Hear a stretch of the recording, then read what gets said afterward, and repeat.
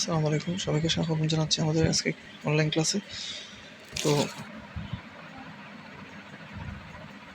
আমাদের আগের দিনে একটা প্রবলেম দেওয়া হয়েছিল, ওটা আমি বোর্ডে লিখছিলাম।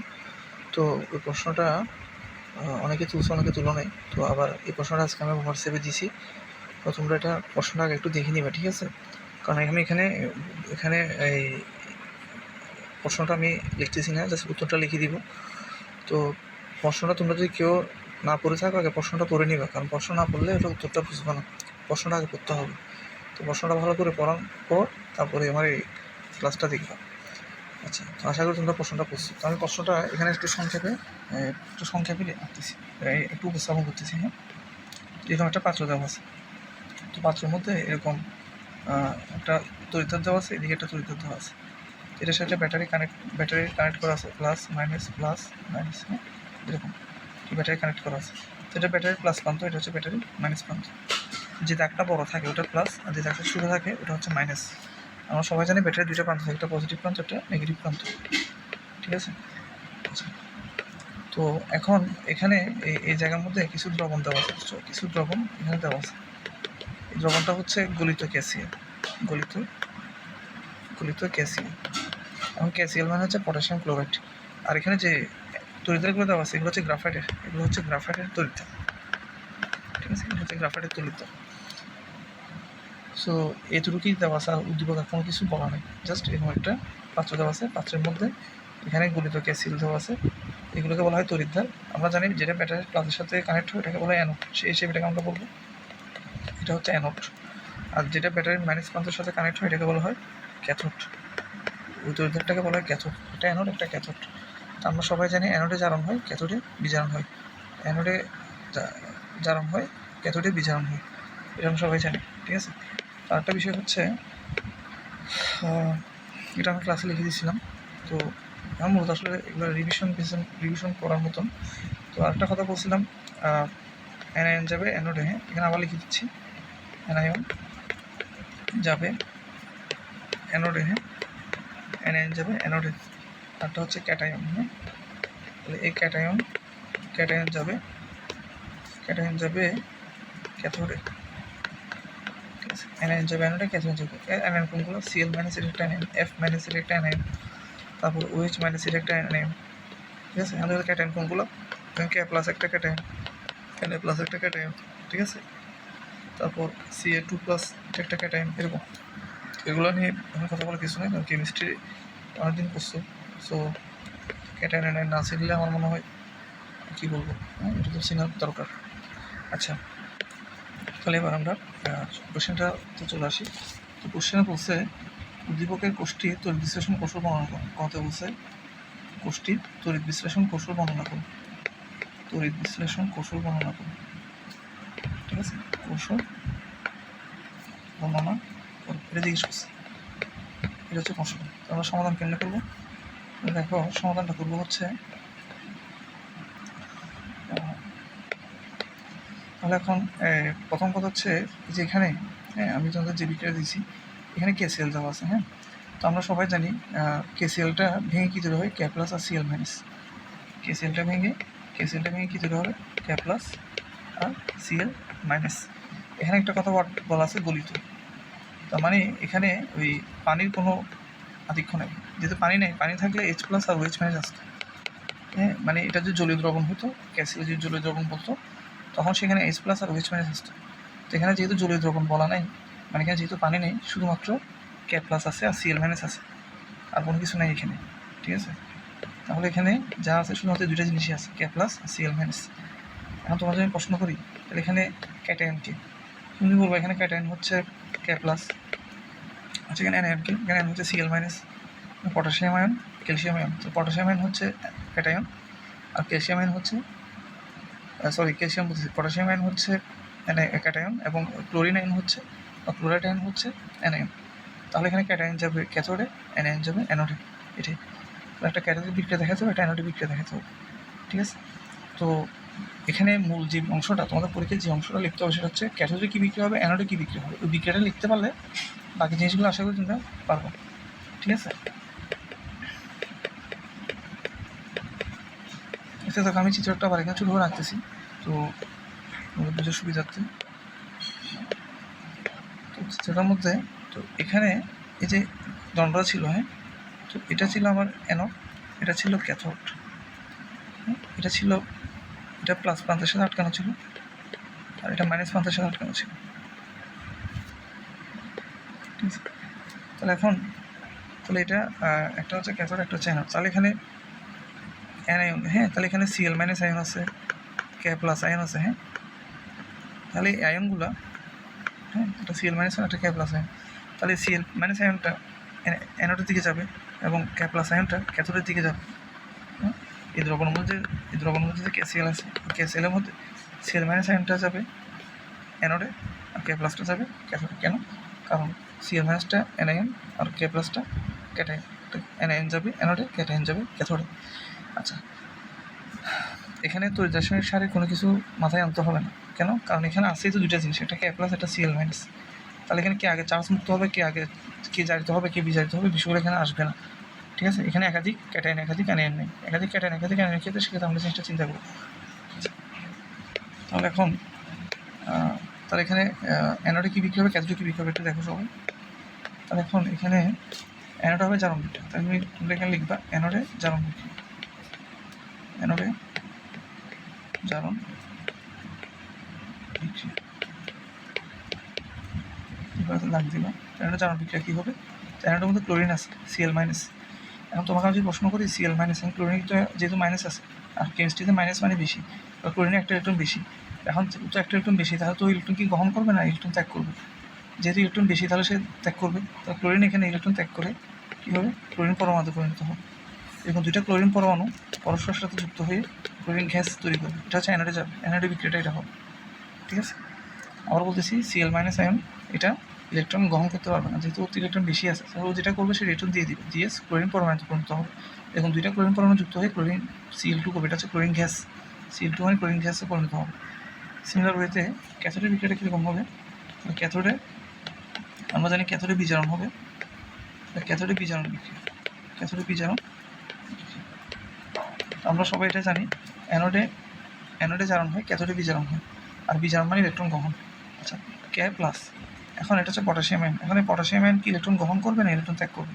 যেহেতু বিজারণ তাহলে অবশ্যই এখানে ইলেকট্রন জারণ মানে ছাড়ন, বিজারণ মানে গ্রহণ, তাহলে এখানে অবশ্যই ইলেকট্রন গ্রহণ করবে। আর যেহেতু এইভাবে এটা একভাবে বোঝা যায়, এখানে ইলেকট্রন অবশ্যই গ্রহণ করবে। আরেকভাবে চিন্তা করা যায় K প্লাস, এখানে K প্লাস মানে পটাশিয়ামের একটা ইলেকট্রন কম, তো পটাশিয়ামের একটা ইলেকট্রন কম, যেহেতু কম তাহলে তো ও তো দেওয়ার মতো অবস্থা নেই, ও নিবে, হ্যাঁ, যে ফকির ও কি আরেকজনকে দিতে পারে, ও দিতে পারে না, ও নিতে পারে, হ্যাঁ, তো এখানে K প্লাস হচ্ছে ফকির, হ্যাঁ, ওর থেকে নাই, হ্যাঁ, কম, তাহলে ও নিবে, তো কটা ইলেকট্রন নেবে, একটা ইলেকট্রন নেবে, তো নিয়ে কী হবে, নিয়ে হচ্ছে পটাশিয়াম ছাড়া পরিণত হবে। ঠিক আছে, তো পটাশিয়াম এখানে একটা ইলেকট্রন গ্রহণ করে পটাশিয়াম ধাতুতে পরিণত হয়। এটা হচ্ছে অ্যানোড এবং ক্যাথোডের বিক্রিয়া। এখন এখানে যদি ব্যাখ্যা লিখতে চাও তো কিছু লেখা চাইলে লেখা যায়, লেখাগুলো আমি লিখে দিচ্ছি, তোমরা লেখাটা লিখতে পারো। তো লেখাগুলো একটু বুঝতে সমস্যা হতে পারে, কিন্তু মেইন উদ্দেশ্য হচ্ছে তুমি পড়াটা বুঝতেছো কি না, হ্যাঁ, লেখাটা একটু ক্লিয়ার না হলেও তোমাকে একটু আমি যে বলতেছি কথাগুলো খেয়াল করলে লিখতে পারবো। আচ্ছা, তো লেখাটা এইভাবে লিখবা,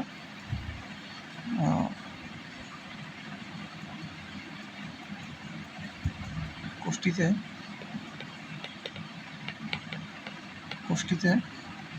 তড়িৎ বিশ্লেষ্য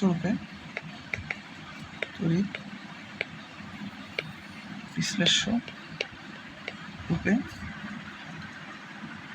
গলিত ক্যাসিয়াল ব্যবহার করা হয়েছে, গলিত ক্যাসিয়াল ব্যবহার করা হয়েছে।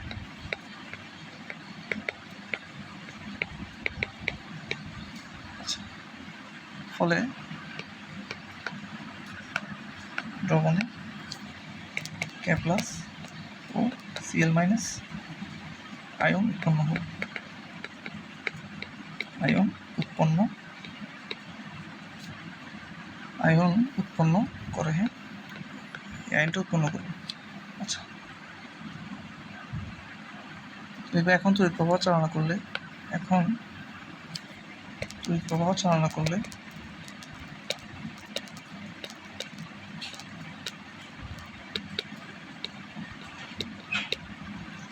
এখন তড়িৎ প্রবাহ চালনা করলে অ্যানোডে ক্লোরিন মাইনাস আয়ন একটি ইলেকট্রন ত্যাগ করে অ্যানোডে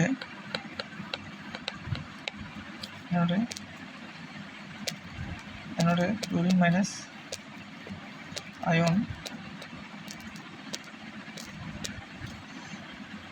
আয়ন একটি ইলেকট্রন ত্যাগ করে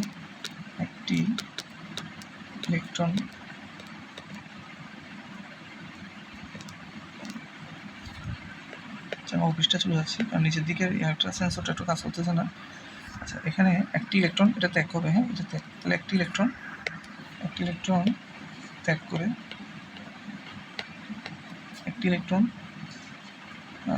করে ক্লোরিন পরমাণুতে, হ্যাঁ ক্লোরিন পরমাণুতে পরিণত হয়।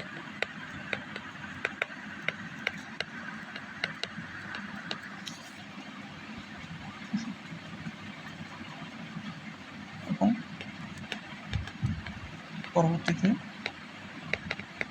পরবর্তীতে দুটি ক্লোরিন পরমাণু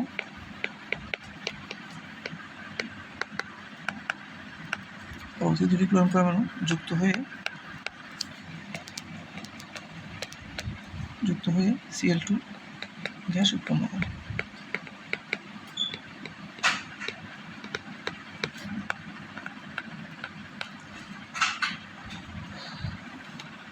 অপরদিকে K+ আয়ন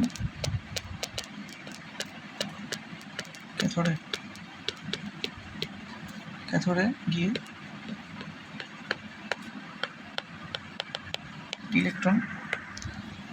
একটি ইলেকট্রন গ্রহণ করে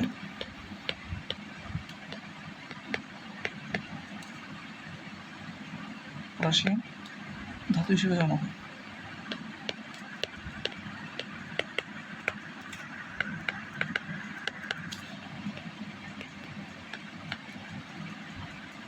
ঠিক আছে, তো এরপরে ওই অ্যানোডিক বিক্রিয়া ক্যাথোডিক বিক্রিয়া লিখে দিলে এই প্রশ্নের উত্তর শেষ। হ্যাঁ, তো এই প্রশ্নের উত্তর এতটুকু লিখলে হবে, যেভাবে লিখছি ঠিক ওইভাবে লিখলে হয়ে যাবে। ঠিক আছে, এখানে এই অবশ্যই অ্যানোডে জারণ বিক্রিয়াটা দেখাবো, এটা মাস্ট, বা ক্যাথোডে বিজারণ বিক্রিয়াটা দেখাবো। অ্যানোডে জারণ হয়, জারণ মানে ছাড়ন, এখানে ইলেকট্রন ছাড়ছে। ক্যাথোডে বিজারণ মানে ইলেকট্রন গ্রহণ, এখানে ইলেকট্রন গ্রহণ হয়েছে। আর ব্যাখ্যাটা এখানে লিখে দিলাম, লিখবে। হ্যাঁ, আচ্ছা, ঘ নম্বরটা একটু আলোচনা করি। ঘ নম্বর বলছে কি, ঘ নম্বরে বলছে কি, উদ্দীপকের কোষে গলিত ক্যাসিয়ালের পরিবর্তে কপার সালফেটের জলীয় দ্রবণ ব্যবহার করলে তাহলে তড়িৎ বিশ্লেষণের পর উৎপন্ন অবশেষটি একটি নিরোধক হবে। তাহলে তোমাকে আগে তড়িৎ বিশ্লেষণ করতে হবে, তড়িৎ বিশ্লেষণ করে অবশেষ কী আছে সেটা দেখতে হবে, এবং সেটা একটা নিরোধক হবে। তোমার একবার নিরোধক মানে যেটা পানি শোষণ করে, নিরোধক মানে ওই যোগ্যটা যেটি পানি শোষণ করে, এটাকে আমরা নিরোধক বলি। যেটি পানি শোষণ করে, হ্যাঁ, ওটাকে আমরা নিরোধক বলি। এখানে সবচেয়ে একটু সুন্দর একটা উৎকৃষ্ট নিরোধক হচ্ছে স্ট্রেসোফোরকে নিরোধক বলি। তার মানে ওরা বোঝাতে চাচ্ছে এখানে অবশেষে স্ট্রেসোফোর আসবে। তো আমরা দেখবো আসলে তড়িৎ বিশ্লেষণ করে স্ট্রেসোফোর তৈরি হয় কিনা অবশেষে। তো তার মানে তোমাকে এখানে ওরা কপার সালফেটের জলীয় দ্রবণের তড়িৎ বিশ্লেষণটা বের করতে বলতেছে। এই হচ্ছে কোশ্চেনের থিমটা। ঠিক আছে, তো আমরা তাহলে এখানে হেডিং দিলাম, কী করবো আমরা এখানে করবো হচ্ছে কপার সালফেটের জলীয় দ্রবণের তড়িৎ বিশ্লেষণ। হ্যাঁ, কপার সালফেটের জলীয় দ্রবণের তড়িৎ বিশ্লেষণ,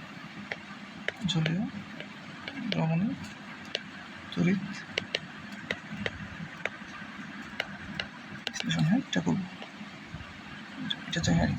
তাহলে এখন বুঝতে পারছো, আগেরটা হচ্ছে গতে ছিল গলিত ক্যাসিয়াল, এখানে তো আছে জলীয় দ্রবণ, মানে এখানে কপার সালফেটও আছে আর হচ্ছে তোমার H2O আছে। তো কপার সালফেট থেকে কপার 2+ আয়ন থাকবে, আর SO4 2- আয়ন থাকবে, আর H2O থেকে H+ আয়ন থাকবে, আর এদিকে OH- আয়ন থাকবে। তাহলে আগেরটার মধ্যে হিসাবটা সহজ ছিল। হিসাবটা কীরকম সহজ ছিল, আগেরটার মধ্যে আয়ন ক্যাটায়ন ছিল একটা, অ্যানায়ন ছিল একটা, কিন্তু এখানে ক্যাটায়ন হচ্ছে দুইটা, একইভাবে অ্যানায়নও হচ্ছে দুইটা। এখন তড়িৎধার অ্যানোড হচ্ছে একটা, তো একটা অ্যানোডে কয়টা অ্যানায়ন যাবে? অ্যানায়ন তো আছে দুইটা, কে যাবে? হ্যাঁ, এখানে একটা প্রেফারেন্স আছে, এখানে একটা দ্বন্দ্ব মারামারি লিখে যাবে, তাই না? এগুলা এই সালফেট আয়ন এবং ওএইচ আয়নের মধ্যে একটা মারামারি বেঁচে যাবে। আবার এদিকে একটা ছোটোখাটো মারামারি বেঁচবে কপার আয়ন এবং হাইড্রোজেন আয়নের মধ্যে। আর দুজন তো ক্যাটায়ন, দুজনে তো ক্যাথোডে যাবে, কে যাবে? হয় যে কোনো একজনে যাবে, হয় কপার যাবে না হয় হাইড্রোজেন যাবে। একেবারে সালফেট এবং হাইড্রোক্সিলের মধ্যে দুজন তো অ্যানায়ন, তো দুজন তো অ্যানোডে যাবে, তাহলে কে যাবে? হয় সালফেট যাবে না হয় ওএইচ যাবে। এটা নির্ভর করতেছে তাদের প্রেফারেন্সের উপর। হ্যাঁ, প্রেফারেন্স মানে কে যাবে ওটা প্রেফারেন্সের উপর। তো প্রেফারেন্সটা কি? প্রেফারেন্সটা হচ্ছে তড়িৎ রাসায়নিক সারির যার অবস্থান নিচে হবে, হ্যাঁ, তড়িৎ রাসায়নিক সারির যার অবস্থান নিচে হবে, তড়িৎ রাসায়নিক সারির যার অবস্থান নিচে হবে সে আগে জারিত বা বিজারিত হবে। আবার বলতেছি, তড়িৎ রাসায়নিক সারির যার অবস্থান নিচে হবে। তা আমরা তড়িৎ রাসায়নিক সারি যেটা করছিলাম, হ্যাঁ, LIK এরকম, হ্যাঁ, সিরিয়াল নিচের দিকে যেটা চাইতো। তড়িৎ রাসায়নিক সারির আমরা দুইটা দেখছিলাম, একটা ক্যাটায়নের জন্য দেখছিলাম মানে ধাতু, একটা অ্যানায়নের জন্য দেখছিলাম। তো এটা আমি ক্লাসে লিখে দিয়েছি, যারা এটা লিখে নাও নাই কেউ, যারা ক্লাস করছো তাদের থেকে লিখে নিবা। তো এখন এই ধাতুর সক্রিয় সিস্টেমের মধ্যে, হ্যাঁ, সবচেয়ে নিচে আছে গোল্ড। ঠিক আছে, আমি বলছিলাম ধাতু সক্রিয় সিস্টেমের সবচেয়ে নিচে যে থাকে তার সক্রিয়তা কম। ঠিক আছে, তার সক্রিয়তা কম, যার সক্রিয়তা কম, হ্যাঁ, তার কিন্তু ইলেকট্রন গ্রহণ করা বা ইলেকট্রন ত্যাগ করা, যেহেতু ধাতু, আমরা জানি ধাতু ইলেকট্রন ত্যাগ করে, তো সেই ক্ষেত্রে যার যে নিচে থাকবে, হ্যাঁ, মানে সক্রিয়তা সিরিজের যে নিচে থাকবে সে কম সক্রিয়। আর যে কম সক্রিয়, হ্যাঁ, সে তার ইলেকট্রন গ্রহণ করার প্রবণতা বেশি হবে। যে কম সক্রিয় তার ইলেকট্রন গ্রহণ করার প্রবণতা বেশি হবে। হ্যাঁ, আমি আবার বলতেছি, যে কম সক্রিয় তার ইলেকট্রন গ্রহণ করার প্রবণতা বেশি হবে। মানে মনে করে বললাম প্রথম গরিব, প্রথম ধনী, এখন কার আসলে টাকার প্রতি আগ্রহটা বেশি থাকবে, মানে টাকা উপার্জনের প্রতি, মানে কষ্ট করার প্রতি, মানে টাকাটা দ্রুত, মানে টাকাটা লাগবেই, মানে একদম না হলেই নয়। এটা অবশ্যই গরিবদের জন্য, হ্যাঁ, যারা আর্থিকভাবে অসচ্ছল, তো তাদের টাকার টানটা বেশি থাকবে। আর যে সচ্ছল তার কিন্তু আসলে ও টাকা নিয়ে কোনো টেনশন নেই, তারপর যার কারণে তার টাকার টানটাও কম থাকবে, আর সে এটার প্রতি কম আকৃষ্ট হবে। আচ্ছা, তো এখন তাহলে এখানে যে নিচে আছে তার সক্রিয়তা কম, আর যার সক্রিয়তা কম তার ইলেকট্রন গ্রহণ বা ত্যাগের প্রবণতাটা বেশি হবে। এই হচ্ছে কথা, এটা হচ্ছে প্রেফারেন্সের বিষয়টা। আচ্ছা, এখানে সক্রিয়তা কম মানে সে অ্যানোডে যাবে না, বিষয়টা এরকম না। যার সক্রিয়তা কম সে অ্যানোডে যাবে, হ্যাঁ, আর যার সক্রিয়তা বেশি সেক্ষেত্রে সে যেতে পারবে না। হ্যাঁ, আচ্ছা, তাহলে বিষয়টা সাম আপ করলে কী দাঁড়ায়, এটা আমি বোঝার জন্য লিখলাম, এগুলো তোমাদের খাতার কোনো বিষয় না, এখানে আমি তাহলে এবার এখানে আমরা, আচ্ছা দেখো, তাহলে এখানে অ্যানোডে কে যাবে তাহলে, হ্যাঁ, তাহলে অ্যানোডে যাবো, হ্যাঁ, তাহলে আমরা লিখবো। আচ্ছা, প্রথমে আমরা এখানে ক্যাটায়নগুলো একটু নির্ধারণ, বিক্রিয়াগুলো লিখি। তাহলে কপার সালফেট এখান থেকে তৈরি করবে কপার 2 প্লাস SO4 2 তারপর H2O এখান থেকে তৈরি করবে H প্লাস OH মাইনাস। তাহলে এখন এখানে ক্যাটায়ন হচ্ছে, প্লাসগুলো ক্যাটায়ন আর মাইনাসগুলো অ্যানায়ন। তাহলে এখন ক্যাথোডে হবে বিজারণ বিক্রিয়া, আমরা সবাই জানি ক্যাথোডে বিজারণ বিক্রিয়া, ক্যাথোডে বিজারণ বিক্রিয়া।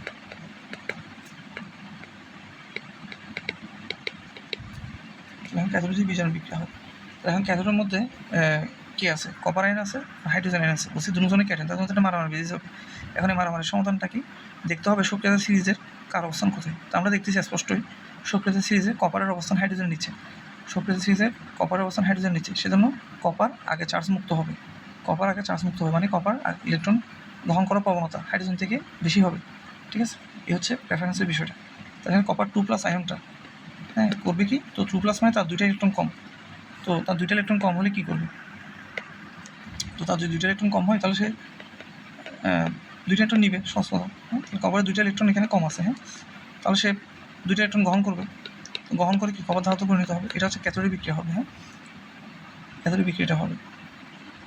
আর অপরদিকে অ্যানোডে বিক্রিয়াটা কী হবে, অ্যানোডে আমরা জানি, অ্যানোডে যেটা হবে সেটা হচ্ছে অ্যানোডে বিজারণ বিক্রিয়া, অ্যানোডে বিজারণ বিক্রিয়া,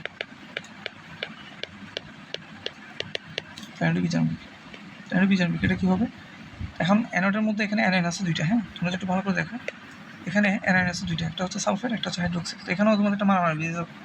তো এখন এই মারামারি সমাধান কি, এই মারামারির সমাধান হচ্ছে অ্যানায়নের যে সক্রিয় সিরিজ আছে, তো অ্যানায়নের সক্রিয় সিরিজের মধ্যে যার অবস্থান নিচে হ্যাঁ, সে আগে তার চার্জিত হওয়ার প্রবণতা বেশি হবে, তার ইলেকট্রন অ্যানোডে জারণ, সরি আমি এখানে একটু ভুল লিখছি, এটা বিজারণ লিখছি, এটা জারণ হবে, অ্যানোডে জারণ, অ্যানোডে জারণ, তো জারণ মানে তো ছাড়ন, তাহলে আচ্ছা জারণ মানে ছাড়ন, তাহলে এখন অ্যানোডে জারণ মানে ছাড়ন, তাহলে অ্যানোডে যাবে সে ইলেকট্রন গ্রহণ করবে। এখন হাইড্রোক্সিল আয়নের মধ্যে হাইড্রোক্সিল আয়ন আছে, আবার এদিকে হাইড্রোক্সিল আয়ন OH মাইনাস আর হচ্ছে সালফেট, এই দুইটাতে অ্যানায়ন। হ্যাঁ, এখন OH এর অবস্থানটা নিচে, OH এর অবস্থানটা নিচে হওয়ায় সে ইলেকট্রন ত্যাগের প্রবণতা তার বেশি হবে, ঠিক আছে। তার মানে এখানে এমআরআর মধ্যে জিতবে কে, এমআরআর মধ্যে জিতবে হাইড্রোক্সিল আয়ন মানে OH মাইনাস।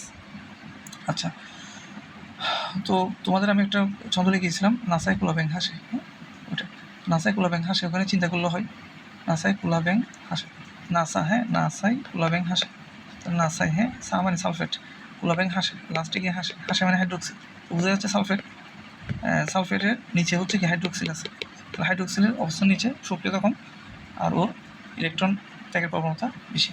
সো তাহলে এখানে যে আমরা বিক্রিয়াটা লিখি, আচ্ছা তাহলে এটা হচ্ছে তাহলে অ্যানোডে যাবে, OH যাবে, হ্যাঁ OH যাবে। এখন OH যে যাবে, তাহলে OH ম্যাচটা বিক্রিয়া করে কী তৈরি করবে, এখানে অবশ্যই তৈরি করবে H2O আর হচ্ছে O2 তৈরি করবে, হ্যাঁ O2 তৈরি করবে। আচ্ছা একটু আমি অ্যাডজাস্ট করি এটা,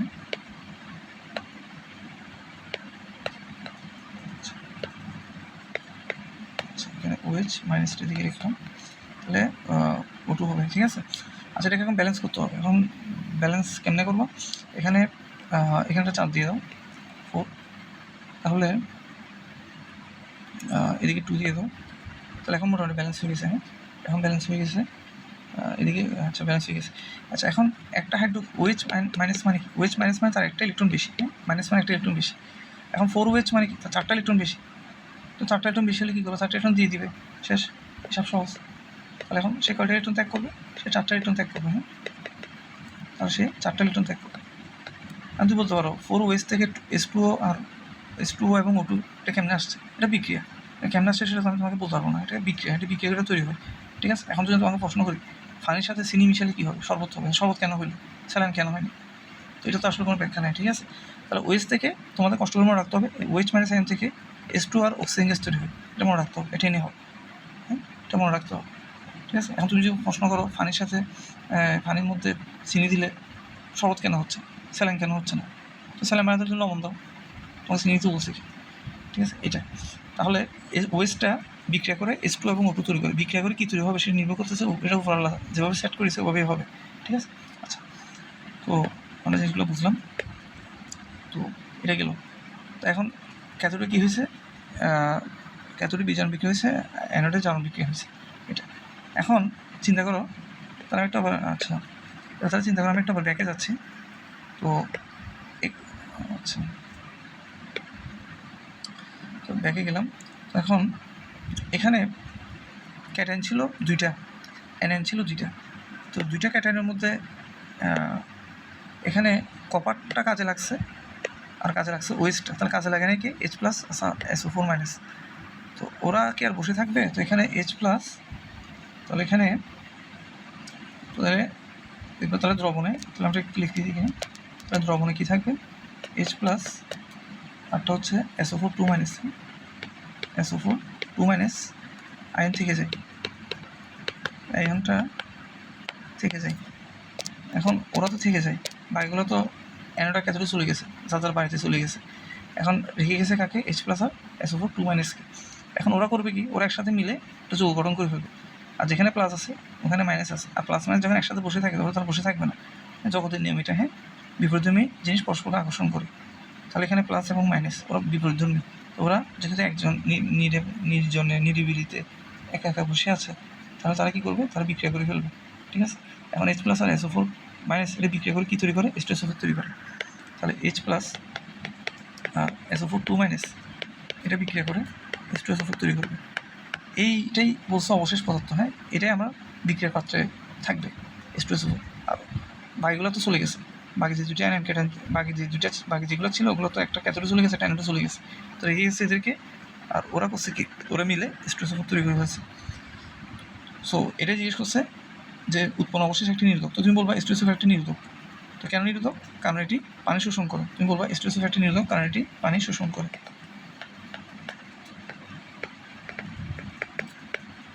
H2SO4 একটি নিরোধক কারণ এটি একটি পানি শোষণ করে।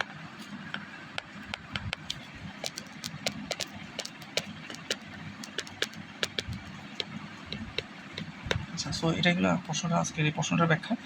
আসলে একটা জিনিস হচ্ছে, এখানে লেখাগুলো একটু অগোছালো মনে হতে পারে একটু, কারণ আমি এখানে একটা এক্সট্রা কলম দিয়ে এটা ওই লিখতেছি আর কি। হ্যাঁ, তো আসলে শেখার মূল উদ্দেশ্য হচ্ছে, মানে জানার উদ্দেশ্য হচ্ছে তুমি যে কোনো কিছু জানতে চাইলে তোমার ইচ্ছেটা থাকতে হবে। লেখাটাকে এগুলো তোমার মাথায় মানে আউট অফ বক্স চিন্তা করতে হবে। হ্যাঁ, তুমি লেখা কীরকম, লেখা সুন্দর নাকি অসুন্দর এটা চিন্তা করলে হবে না। কারণ এখানে আসলে আমি চেষ্টা করছি পেন, এক্সট্রা পেন দিয়ে এটা লেখার। তো এখানে লেখাগুলো একটু হবে স্বাভাবিক এটা, কিন্তু তোমাদের যেটা বিষয় সেটা হচ্ছে তোমরা ওই শিখার মন মানসিকতা নিয়ে থাকতে হবে। হ্যাঁ, ওই মন মানসিকতা দিয়ে যদি ক্লাসটা দেখো, আশা করি প্রশ্নের উত্তরটা বুঝছো এবং বুঝারই কথা। ঠিক আছে, তো আমি এই প্রশ্নটা ক্লাসে করে চাইছিলাম, তো সময় স্বল্পতার কারণে ক্লাসে করাতে পারিনি, তো এখানে করে দিছি। তো তোমাদের জন্য শুভকামনা, তো তোমরা সবাই ভালো করবা এটা আর কি। হ্যাঁ, তো তোমরা তাহলে অলরেডি রেকর্ডিংটা অনেক বড় হয়ে গেছে, তো আমি আর এটাকে এক্সটেন্ড করতেছি না, এখানে শেষ করেছি। Thank you.